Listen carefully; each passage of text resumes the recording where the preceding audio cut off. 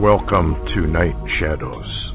I'm Stuart Best, where the paranormal is normal, where that which you thought you knew, you didn't, and where the future can be known if you know exactly where to look.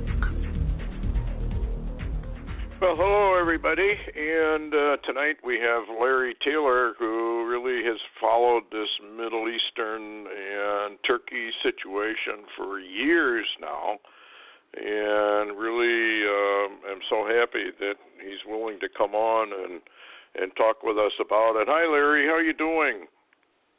Hello Stuart, thanks for having me. It's really noteworthy times. Yeah, I guess. Here's it says NATO is sailing towards Turkey as the Turkish military is cutting off Americans at that airbase. What's the latest on that? And I have verified that it is true that we have two fleets joining in the Black Sea. I found that out. I went in and verified that is, that Sorcher Fall. A lot of people don't, I don't believe anything she says, which is a mistake because they have a lot of news sometimes way ahead of everybody else, wherever they get it from. What's the latest on that? Do you know? Well, the latest on it, of course, we've been looking at the situation in Turkey ever since this so-called coup began, and I have followed a lot of it out of the Middle East news reports and, of course, from Israel and, some of those main news systems and intel systems and mainstream media in America, of course, and I call it a smokescreen. I'm talking about the convention we've got going on right now. I really do believe that this is a smokescreen, and that what's being played out in the Middle East is the real deal, and the American people are so fixated with this convention that, well, that's all that's on our news. And matter of fact, I'm finding after a few days that this situation with the U.S. NATO nuclear arsenal in Turkey being cut off and, surrounded basically is finally leaking into the mainstream media. Matter of fact, today there was finally a story came out in Yahoo News, and here's the headline. It says, Turkish power cut off to Islamic Air Base is a major Pentagon problem. Now, to most people in America that just read that, or listened to me read that, that's not going to jump out at them as really a necessary problem. They just think, well, the Pentagon's got another problem to deal with. But they don't realize, because they don't have the data, and that's what we try to do, on Night Shadows a lot of times, is we present data people's ears don't want to hear.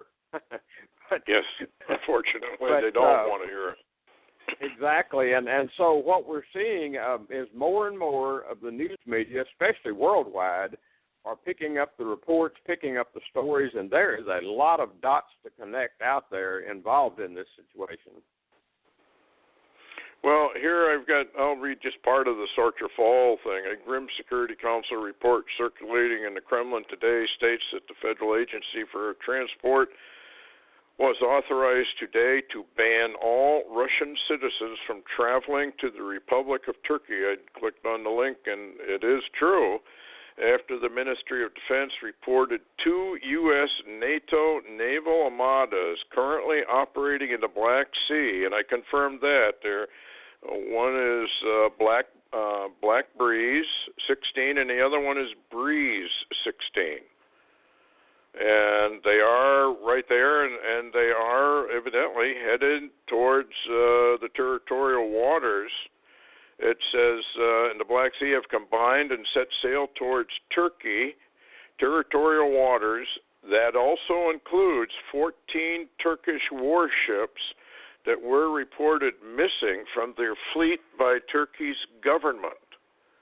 According to the report, at the time of the 15 July failed U.S. CIA coup attempt against Turkey President Erdogan, which the MOD in Russia had warned about this past December, the two U.S. NATO naval fleets were conducting unprecedented in their geographical scale of the war exercises in the Black Sea, the first being designated Black Sea Breeze and the second Sea Breeze 2016. And I have verified that those maneuvers, and in fact there's several comments made in Russian press that this is quite a unprecedented exercise that they're running there. Why would they be running an exercise there at this point in time, unless they already foreknew this? Well, I think what do you this think? is part of the. I think, Sheriff, that this is a little bit of the rich man's game.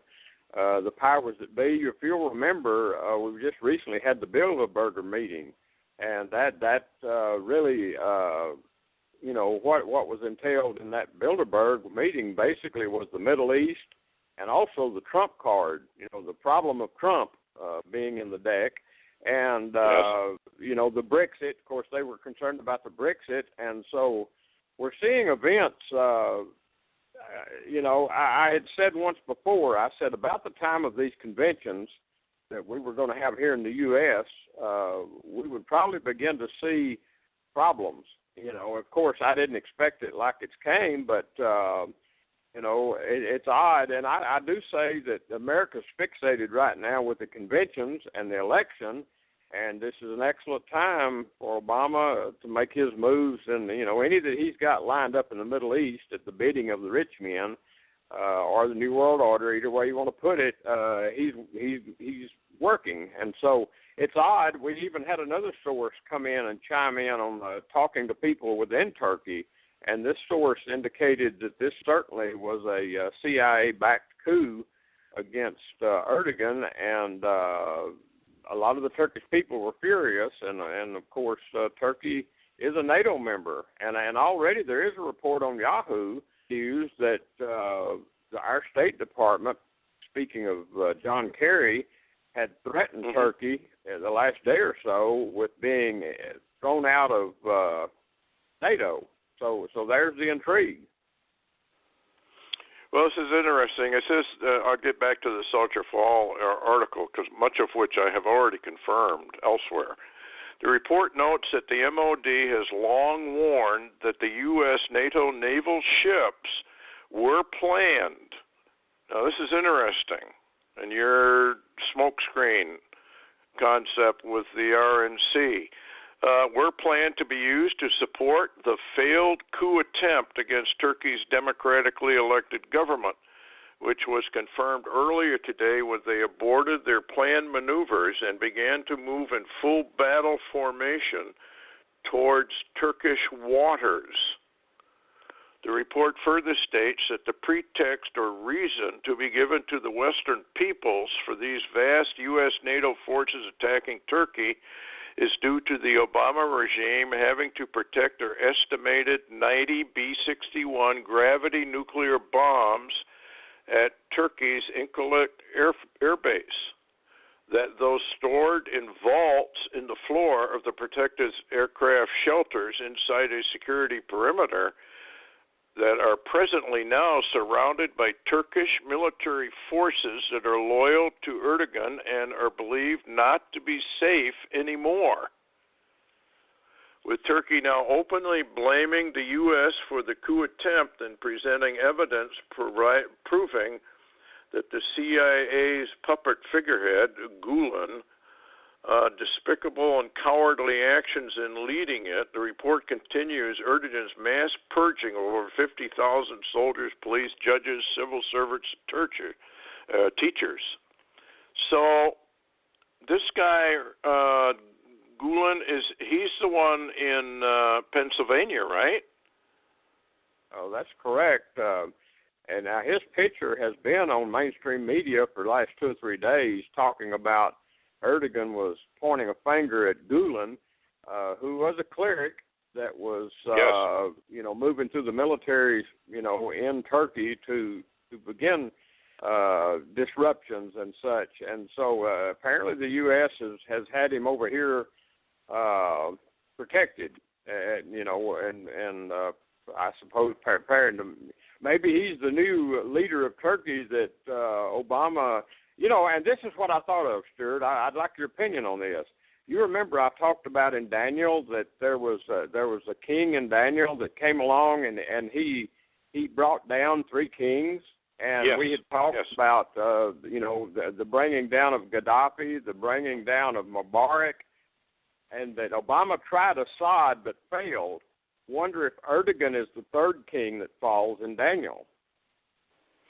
Well, he certainly could be, but what's interesting here, according to if you can believe any of this, and I know some of it's true because I checked it out. The Russian thought is that Turkey is starting to resemble the Islamist counter-revolution launched against the U.S. during Iran's 1979 revolution. In other words, he's setting up his caliphate. He's going to have an Islamic State, and well, that's exactly what the Israeli media is putting out, is that this is what began as a coup against Erdogan. Erdogan has turned and begun to cause a revolution in Turkey, and he is moving towards a caliphate, an Islamic caliphate state right now, and all of this is just within a week. I mean, this has happened so quickly. Yeah. Well, one of the headlines says, "Get ready for Erdogan's caliphate," Turkey's ruling party official says. Equally feared by the Obama regime in the aftermath of this failed coup, the report continues is that Turkey's leader is no longer constrained in his bombing of the Kurdish forces in Iraq, supported by American troops that were begun just hours ago. So how soon this massive U.S. NATO armada would strike Turkey to remove President Erdogan once and for all, they don't know whether there will be continued support for the coup by other Arab Sunni states. So really what you're looking at, I guess, is also tribal warfare, energy concepts, and who knows what else. But now I got a question. Okay. If Erdogan and Putin are getting friendly again, I got an article showing it, would Putin stand still for an attack upon Turkey, no matter what the reason? Now, according to this Russian report, they're going in to secure the nuclear weapons, but that would require an attack upon Turkey. Is Putin going to just sit still and allow that to happen? That's a good question, I think. Well, that's a really interesting question, because at the moment, the Turkish military surrounds that Incirlik base, and at the same time, they say that Turkish fighter jets are flying air cover over that region and over that air base. Now, that Incirlik air base is in southern Turkey, towards the Mediterranean, and of course, there's supposed to be some U.S. and NATO assets also possibly in the Mediterranean that may be moving that way. But you've also got this massive fleet off northern Turkey in the Baltic that is moving towards northern Turkey. Now, that's up towards Istanbul. And ironically, Stuart, isn't it ironic that, there are prophecies of Constantinople being bombed, but we think the prophecy means Russia was bombing Istanbul, or the old name Constantinople. But see, you've got to go to Incirlik. If the NATO and U.S. forces in the Baltic do this, they're going to have to go all the way across Turkey from the Baltics to get there. And at the same time, if they come up in the Med, you've got problems with. You've actually got problems with Russia in the Baltic, Sea and in the Mediterranean Sea. Russia's got a considerable amount of cover, not only air cover and missile cover, but they've got nuclear cover and naval cover in the Mediterranean and the Baltic region. So Putin may stay away, stay out of this and watch NATO, but, you know, Putin also is a really, really good chess player, military chess player, and he may see some opportunities because, you know, he has a problem with NATO, a considerable problem, and plus with the U.S. lately involving the Baltic. So will he stay out of this? I really don't know. Yeah, it's weird because NATO member states, the Black Sea region, which is where some of these Black Sea 16 Black Breeze going, namely Bulgaria, Romania, and Turkey, are taking part in these drills. So you got all these people taking part in these drills, and at the same time, here we have NATO and turning their ships around and heading towards the coastal territorial waters of Turkey. I mean, all it would take now is a mistake, a misstep, and we could be involved in a war real fast. Do you think this has anything to do with the reports coming out of the Israeli area and that area of the world that something soon was going to maybe take place? I would not be surprised at all, Stuart. You know, I had been told to buckle my seatbelt. There was going to be an event in the Middle East, and it was going to be a rough ride. Without saying, you know, who sent it or where I got it from, you know, it's a fact that I did. And this was almost a week before this started that I got this heads up. But what is interesting, too, that could be a flashpoint, they want some of this armada in the Black Sea, NATO and U.S. armada, to go through down towards that base is off the Mediterranean. They would have to go through the Bosphorus Strait, which Turkey or Erdogan and his forces control. So that could be a flashpoint. That could be a flashpoint. Wow. Okay, it says here, next Monday, U.S. Navy ships will join their Ukrainian counterparts in Black Sea naval drills dubbed Sea Breeze 2016. Some analysts are concerned that the content of the exercises could lead to devastating consequences for the entire region. Now, why would they make a remark like that? You know, we've seen so many of these so-called exercises or drills go live. And it makes you wonder if that's not what this article is leading to, that this thing is going to go live, and they know it. Well, and like you were saying, maybe... Yeah, go ahead. I was just going to say, like you've said before, even like before Jade Helm and other years, we have literally seen history prove that a number of the exercises were nothing other than actually false flags that were established and planned, pre-planned, actually. Well, in this particular article, independent Russian military analyst Sergei Ishchenko, I guess, is concerned that the operation amounts to a rehearsal, he claims, for an invasion of Crimea. But that's probably... You know, we have some, too, and we know we're watching maybe it's just a rehearsal, maybe it isn't. But, you know, the kings of the earth and the rulers take counsel together, and their counsel is against the Lord Jesus Christ, God the Father, the Holy Ghost. And people really need to keep that in mind, that no matter what you're seeing, no matter what war you're seeing, even if this thing goes live here, the ultimate goal is to get rid of the concept of God the Father, Jesus Christ, the Redeemer, and the Holy Ghost. And people really need to keep their eyes on that, right? Yeah, I would say, Stuart, that Psalm 2 is the basis conspiracy of the entire book, and I would say because of that and knowing that Psalms 2 is the basic conspiracy that mankind operates off of, especially fallen mankind. We would expect that anything right now playing out in the Middle East, including NATO and the U.S., probably is leaning towards either setting up the dominoes or beginning to topple some dominoes for a invasion of Israel, ultimately.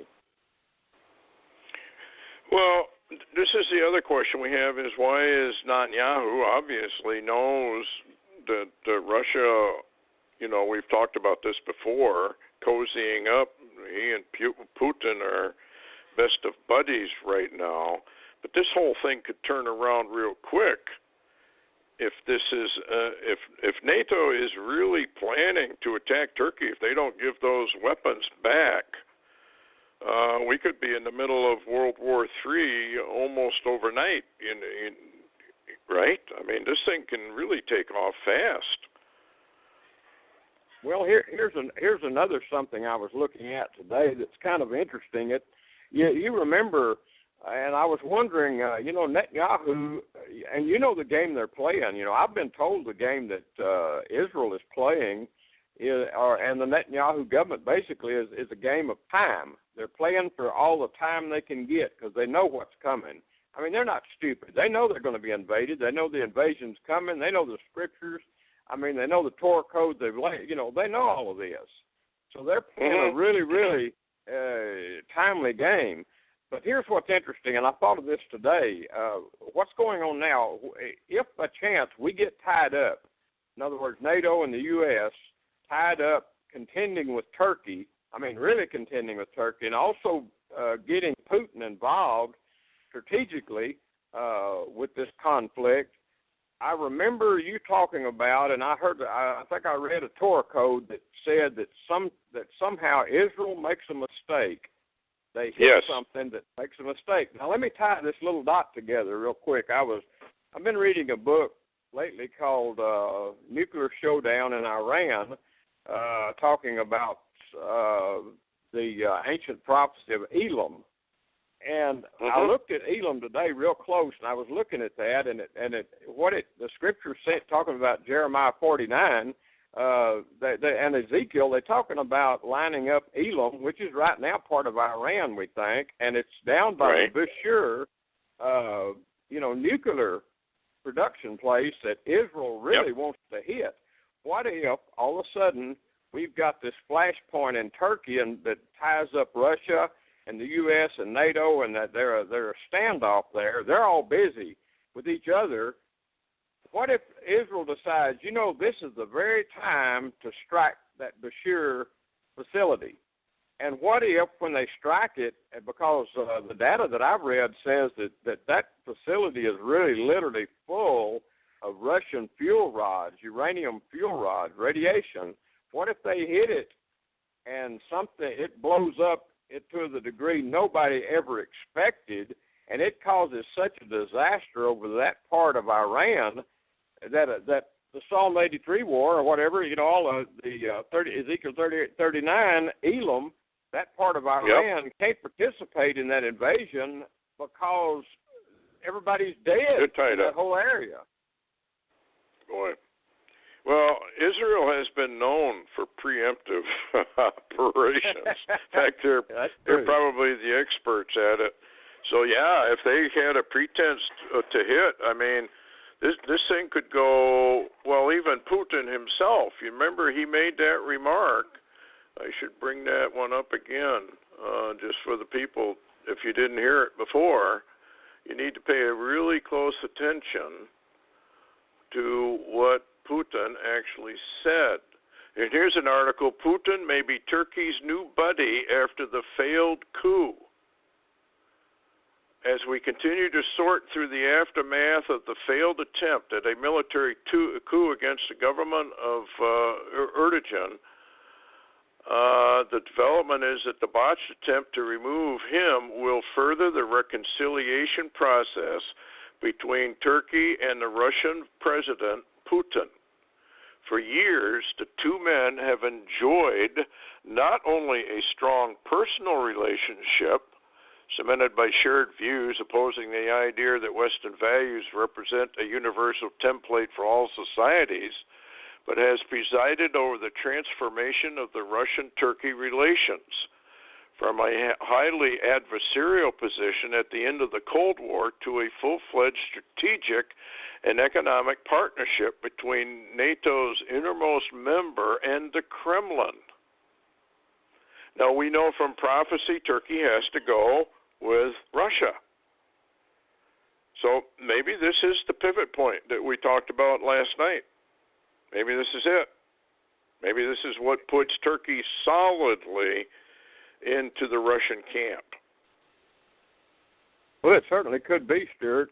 You know that Erdogan has not been satisfied working with Obama at all, and had basically here in recent days, just before the Brexit,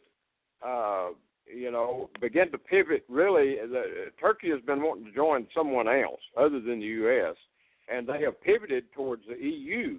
And as a matter of fact, when the Brexit started, Turkey began conversations with the EU about if Britain exited, which they did, that Turkey would be glad to join the EU. However, NATO began a thumbs down on that almost immediately, and there began to be problems with between Turkey, which is in NATO, actually, so is Britain. Yes.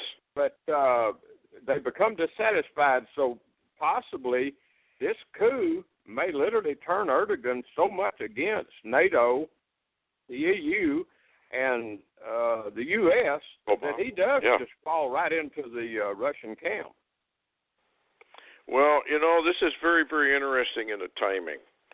We already know that Obama said when he was asked if Trump could ever be president, he said, no, he will never be president. Hillary Clinton said, no, he will never be president. We asked, well, what do they know that we don't?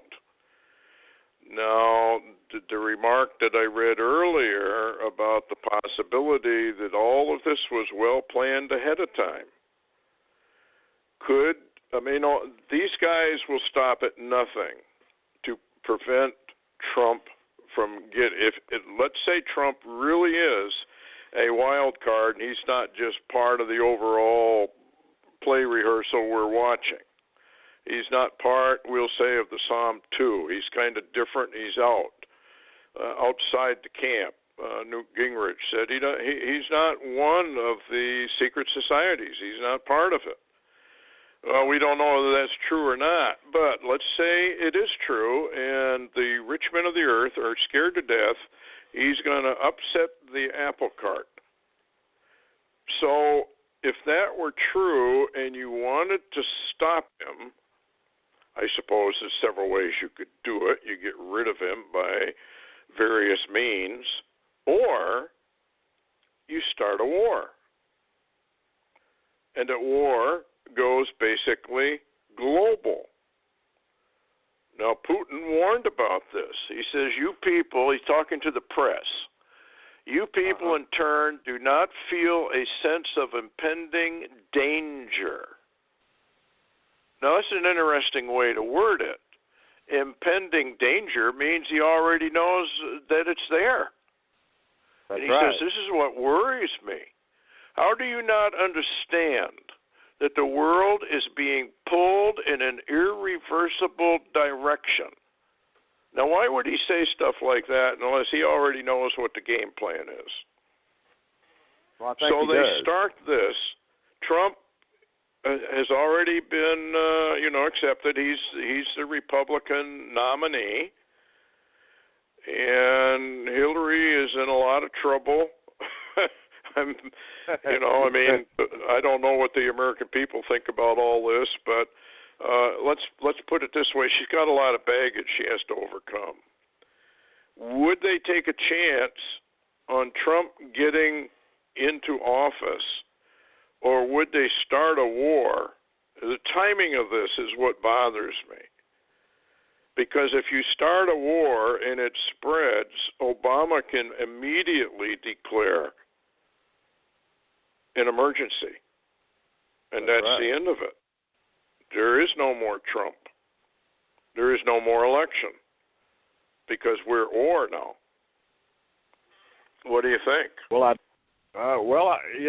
don't know if you heard the news, but Erdogan today declared a state of emergency in Turkey, and the emergency he declared is for 3 months. It's 90 days. In other words, he's declared a state of emergency in Turkey.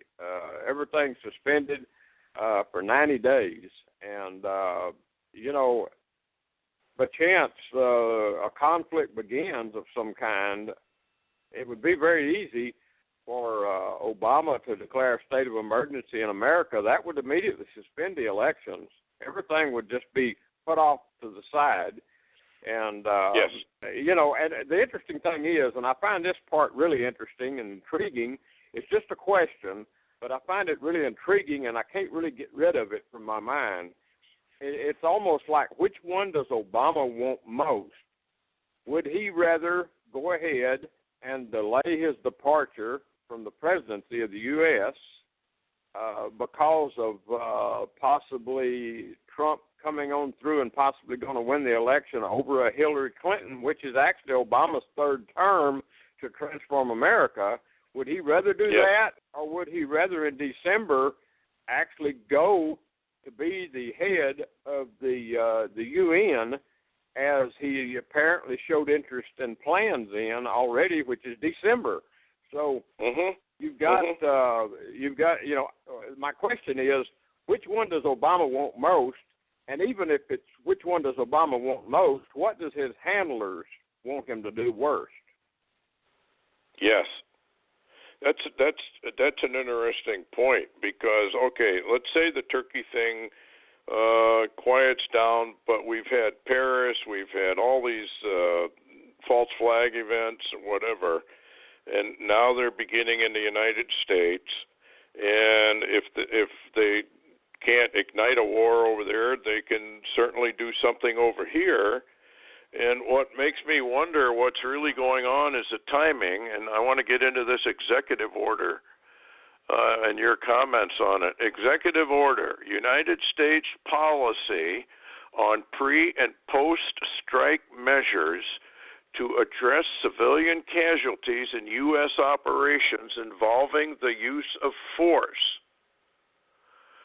By the authority vested in me as president, this is real. You can go right to the White House website and look up, executive orders. You'll find it. It's legit. I checked it out.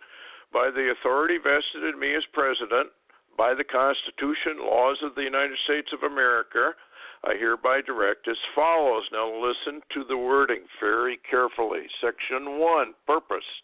The United States policy on civilian casualties resulting from U.S. operations involving the use of force in armed conflict or in the exercise of the nation's inherent right of self-defense is based on our national interests, our values, and our legal obligations.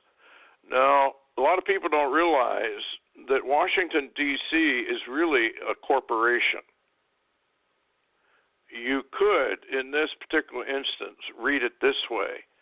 U.S. operations or Washington operations involving the use of force in armed conflict or in the exercise of Washington's inherent right of self-defense. Okay?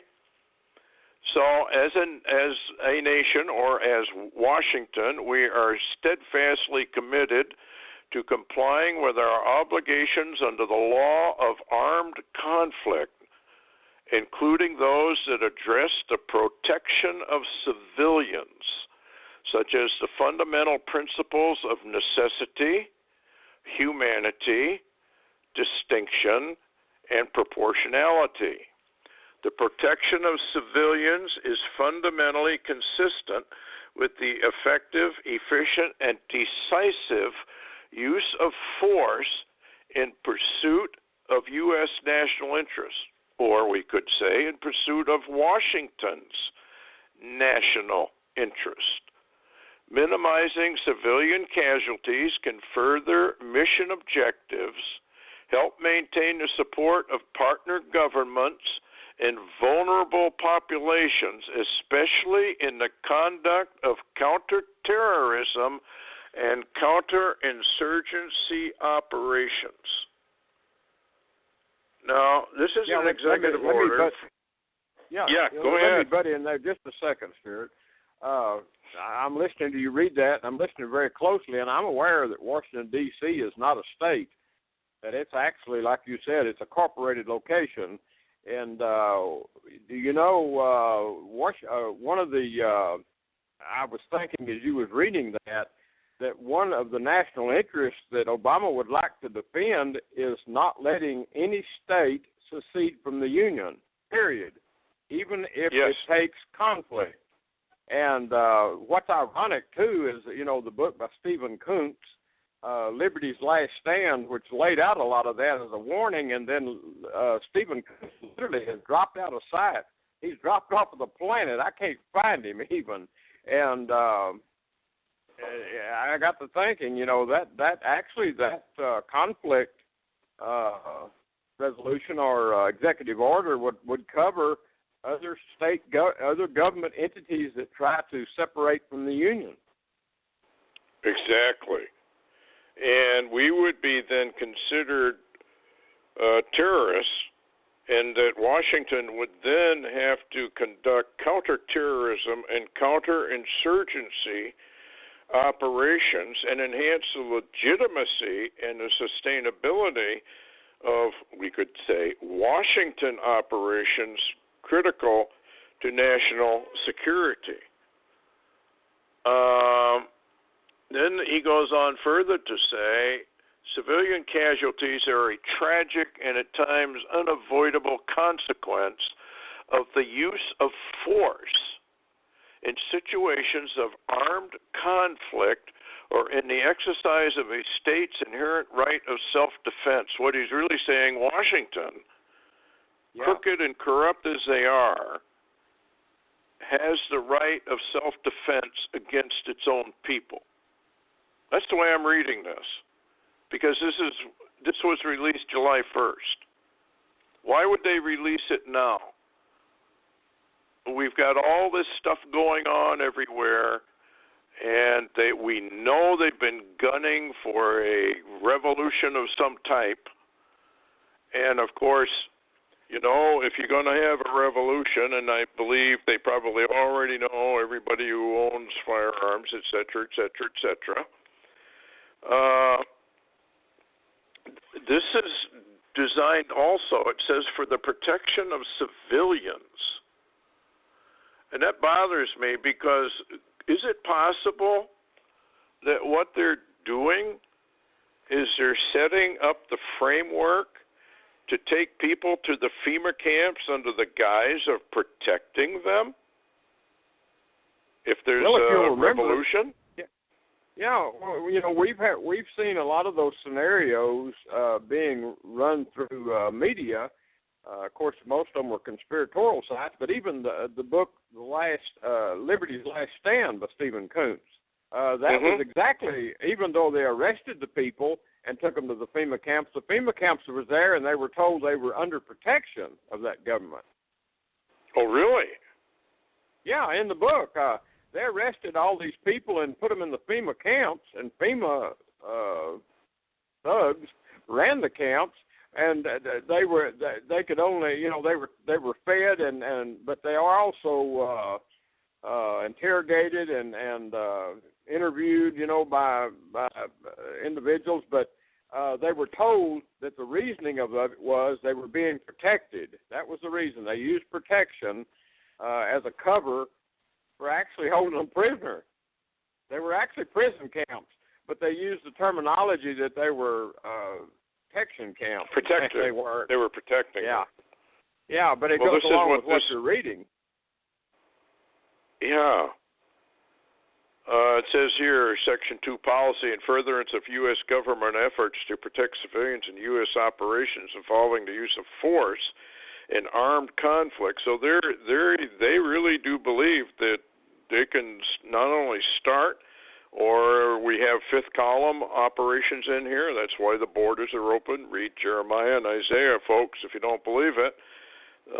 God says, I'm going to fill you with foreigners, and they're going to rise up when the call is given, and there will be mischief in the cities. I'm beginning to wonder if we're not going to see some mischief maybe tomorrow. But anyway, he keeps going back to the inherent right of self-defense with a view towards enhancing such efforts.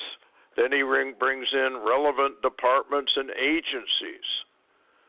Will continue to take certain measures in present and future operations. Now, listen to this one.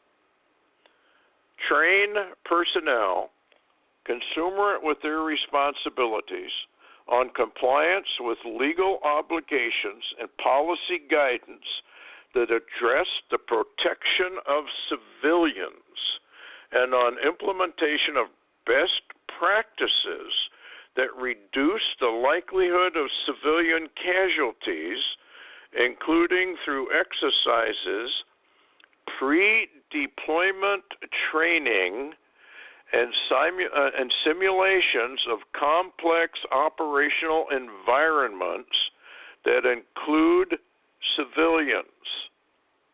Number 2, develop, acquire, and field intelligence, surveillance, reconnaissance systems that by enabling more accurate battle space awareness and contribute to the protection of civilians. Now let's stop right there. Pre-deployment training, simulations of complex operational environments.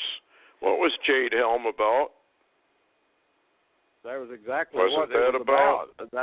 And it's basically a state of war within your own country. Yes, and that's what Jade Helm did. They went out to get intelligence. They went out for surveillance. They went out to embed in the local population. So with your comment, too, about, well, isn't Texas, don't they think probably that Texas would be maybe one of the first to try to secede from the Union? Oh, absolutely, and that's come up numerous times, and even actually recently it came up, and ironically, I hate to fall back on Stephen Kuntz's book, but in his book, Texas was the first and Oklahoma was the second to do just that, and they immediately had to go to war with the rest of the country. Well, this is basically what this executive order is all about. And was this acquiring field intelligence? That's what Jade Helm was for. Well, let's put it this way, Stuart. Yeah, let's put it this way. Jade Helm was not, or what you're reading is not for a war in the Middle East or Europe or with Russia in the Baltics. It's for something within it's for a war within the United States. Yes, because it's an executive order that only pertains to the United States. And so it obviously, to me, then, Jade Helm is that exercise to surveil, gather intelligence, and then it goes on to 3, develop, acquire, and field weapon systems and other technological capabilities that further enable the discriminate use of force in different operational contexts. What's that sound like? Sounds like snipers to me. Sounds like surgical operations, which is exactly what Jade Helm was about. Remember the videos where they rounded up certain people and they had the videos of it. And they were to be taken to FEMA camps. So it does make you wonder, doesn't it? Oh, without a doubt, and ironically, again, in Stephen Kuntz's book, Jade, and if you want to believe the fiction that he wrote, and remember, fiction's only fiction as long as it's not true. What he wrote in his book was the Jade Helm exercise was setting up the situation and the situation awareness for a year later the full-time operation to go full scale? Well, Jade Helm was in 2015. Here we are in 2016. And Jade Helm, if you looked at the logo, folks, I don't know if any of you paid a lot of attention to it, but the logo was all about concentration camps. And lo and behold, when Jade Helm went into operation, what did they do? They went out and they arrested people, lined them up, and took them to FEMA, Camp Joy camps of Hillary. You know, remember Hillary said that all Americans should be required to go to a camp to enlighten themselves, I guess. So anyway, here on 4 it says take feasible precautions in conducting attacks to reduce the likelihood of civilian casualties, such as providing warnings to the civilian population unless the circumstances do not permit. Now remember, this is all internal USA. Adjusting the timing of attacks, taking steps to ensure military objectives and civilians are clearly distinguished, and taking other measures appropriate to the circumstances, conduct assessments that assist in the reduction of civilian casualties by identifying risk to civilians and evaluating efforts to reduce the risk to civilians. Now, I don't know if you had it down there, but up here in the Wisconsin area, people received notices. I think it was last fall. It was right around the time Jade Helm was still operating, of evacuation. They wanted everybody's phone number. They wanted everybody's address. And it was for the purposes of evacuation. Now, we also know that Walmart, because of Jade Helm, and now we got, 230-something Walmarts that have closed mysteriously? There's something going on. From what I've heard from scattered reports over the last few months, is some of those closed Walmarts have been fenced in and now have antenna arrays that wasn't there. Oh, really? Are you still there? Yeah. It's okay. Of course, people can say, "Oh, that's some conspiracy theory," but you got to remember, every conspiracy is not a theory. Well, when you have executive orders, and now I want to read you something else. Now, this is Senate Bill 1867. If anybody doesn't want to believe it, the entire United States is now a war zone. S-1867 passes the Senate with massive support. Senate Bill 1867, or the National Defense Authorization Act, which allows them to round up anybody they want. Do not be deceived, the article says. Senate 1867 is the most dangerous bill since the Patriot Act. And Senate Bill 1253 allows the indefinite military detention of American civilians without any charge or any trial. There you go. And so there you've got it. Now, all of a sudden, we have a war zone, and what is this executive order? It's about an internal war. That's what the whole thing is about. And it even brings in, I believe, Jade Helm. They just don't call it that, but that's exactly what Jade Helm was about, going out and collecting the surveillance, arrest and detention of people that are targeted that will not go along with the New World Order. Now, I don't know how much more stuff people need before they begin to figure out that we've got a government in Washington, D.C. that's totally out of control, and that brings in Donald Trump.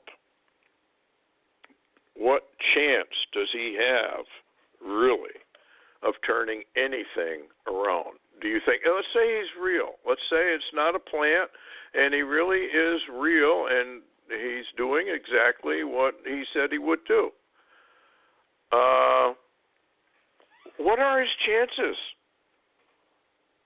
Well, we've even heard recently that not only the Torah code, but also there's been a considerable concern about situation beginning with the A word involving Trump and his associates.